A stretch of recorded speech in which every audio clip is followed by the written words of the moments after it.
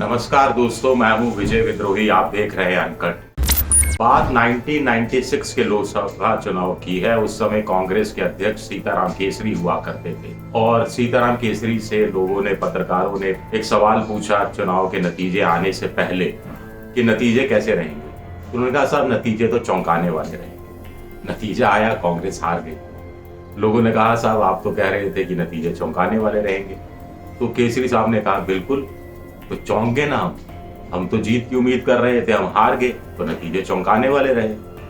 तो यही बात गुजरात के विधानसभा चुनाव पर भी लागू होती है कि नतीजे किसके लिए चौंकाने वाले होंगे। क्या उस बीजेपी, क्या उस नरेंद्र मोदी, अमित शाह की बीजेपी के लिए चौंकाने वाले होंगे जिनका पिछले 4 विधानसभा सीटों में ग्राफ 127 से गिरकर 99 तक पहुंचा है, और इस बार इस रूप में चौंकाने वाले होंगे कि 99 से बढ़कर 130 से लेकर 143 तक हो जाएंगे जैसा कि सर्वे बता रहे हैं, या कुछ उसका उल्टा होगा, यानी या तो फर्श अर्श पर या फर्श पर। क्या अरविंद केजरीवाल के लिए ये नतीजे चौंकाने वाले होंगे जिनको पिछले विधानसभा चुनाव में 0.1% 24,918 वोट मिला था, और इस बार कहा जा रहा है कि करीब 24% वोट मिल सकता है और सीटें 18 से 20 हो सकती। क्या नतीजे केजरीवाल के लिए इस रूप में चौंकाने वाले होंगे कि पहली बार ही पूरे दमखम के साथ चुनाव लड़कर वो विपक्ष की स्पेस पूरी ग्रहण कर लेंगे, यानी कांग्रेस को तीसरे स्थान पर पटक देंगे।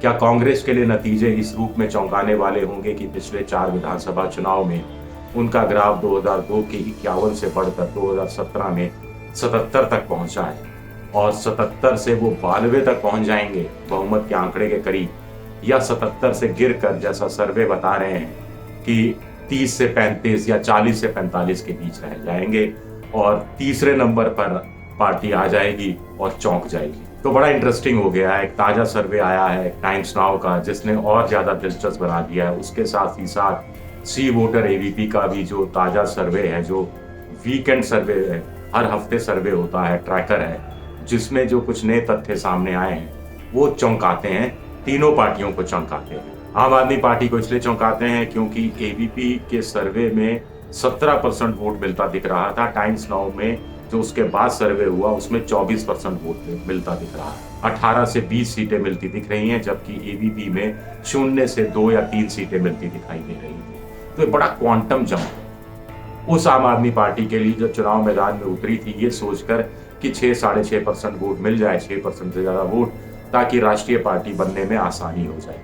वो अब दूसरे नंबर पर आती दिख रही है एक सर्वे के अनुसार, कम से कम। तो क्या अब केजरीवाल और ज्यादा रेवड़ियां बांटने की शुरुआत करेंगे या रेवड़ियों का आश्वासन देने की कोशिश करेंगे और वो लोगों में एक उम्मीद जगाएंगे, एक संभावना जगाएंगे कि वो सत्ता में आए तो महंगाई भी कम कर देंगे, बेरोजगारी भी कम कर देंगे, साथ ही साथ उनके हिंदुत्व की भी रक्षा करेंगे, उनके राष्ट्रवाद की भी रक्षा करेंगे, जो कि बीजेपी के समर्थकों को हमेशा से सालता रहा है कि साहब महंगाई है, बेरोजगारी है, लेकिन क्या करें साहब, हिंदुत्व को भी तो बचाना है, ये काम तो सिर्फ बीजेपी ही कर सकती है। तो क्या केजरीवाल ऑटो वालों के जरिए जिनके यहाँ खाना खाया था, और फिर रिक्शे वालों के जरिए, गांव वालों के जरिए, किसानों के जरिए, निम्न मध्यम वर्ग के जरिए, मध्यम वर्ग के जरिए यहाँ तक वोटों में सेंध लगाने में कामयाब हो जाएंगे?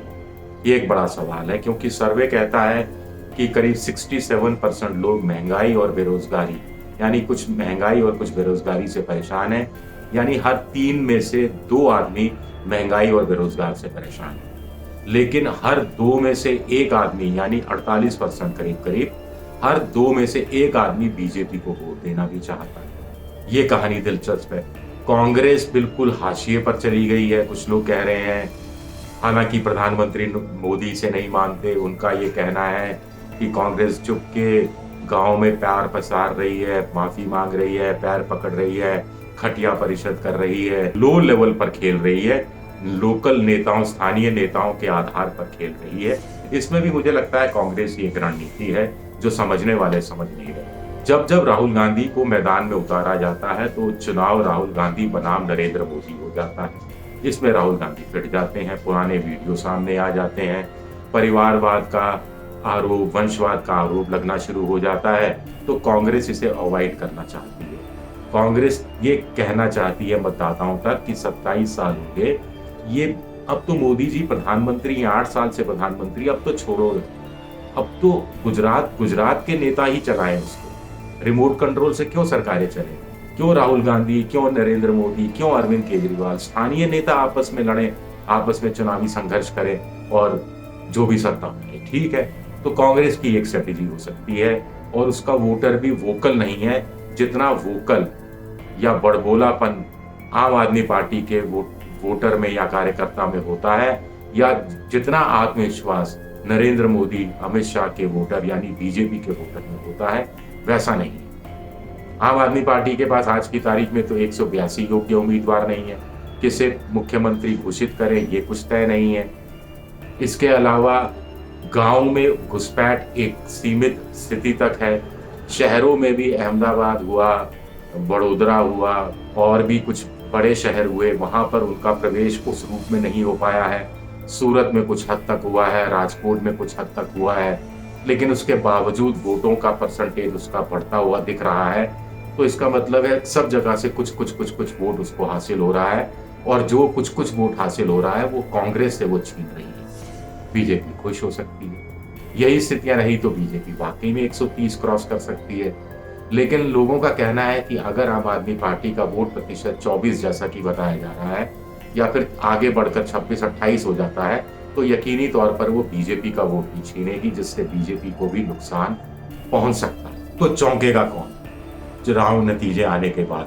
क्या नरेंद्र मोदी चौंकेंगे कि देखिए तमाम विपरीत हालातों के बावजूद हम रिकॉर्ड बना के 127 क्रॉस कर गए?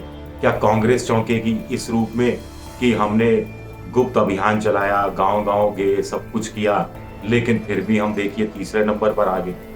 या इस रूप में चौंकेगी कि आम आदमी पार्टी बहुत होहल्ला मचाती थी, लेकिन हमने उनको चित कर दिया और तीसरे नंबर पर धकेल दिया और खुद दूसरे नंबर पर बरकरार हैं, और अपनी स्थिति इतनी अच्छी कर ली कि पिछली बार जो 77 सीटें जीती थी उसके आसपास का कुछ आंकड़ा पहुंचता नजर आ सकता है? क्या आम आदमी पार्टी इस रूप में चौंकेगी कि हम 6% के लिए आए थे और 25-26% वोट हो गए और कांग्रेस को तीसरे नंबर पर धकेल दिया?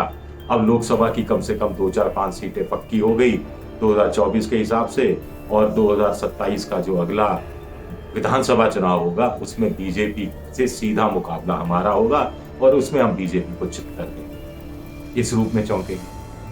अब आप कहेंगे मैं इतना सारे बातें कह रहा हूं, मेरा खुद का आकलन क्या है?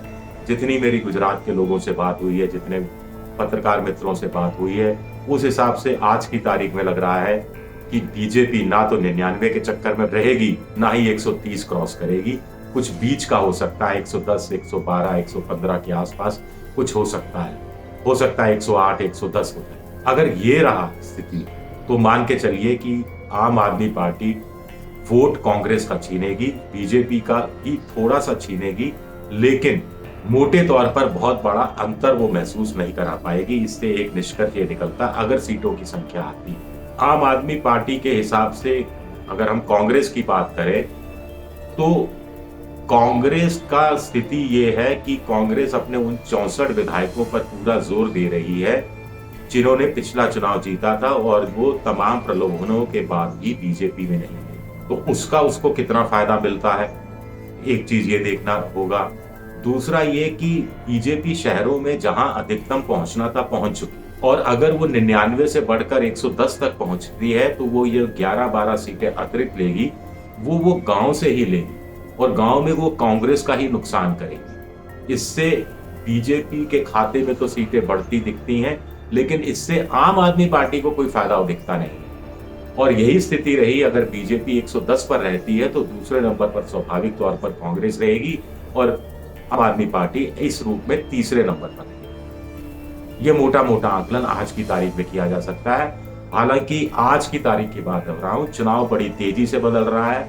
अगले 2 हफ्ते बहुत महत्वपूर्ण साबित होने वाले हैं, और फेंस सिटर्स के हाथ में बहुत कुछ है, और रेवड़ियां किस पार्टी की कितने प्रतिशत जनता को पसंद आती है उस पर भी बहुत कुछ ये चुनाव निर्भर रहने वाला है। शुक्रिया।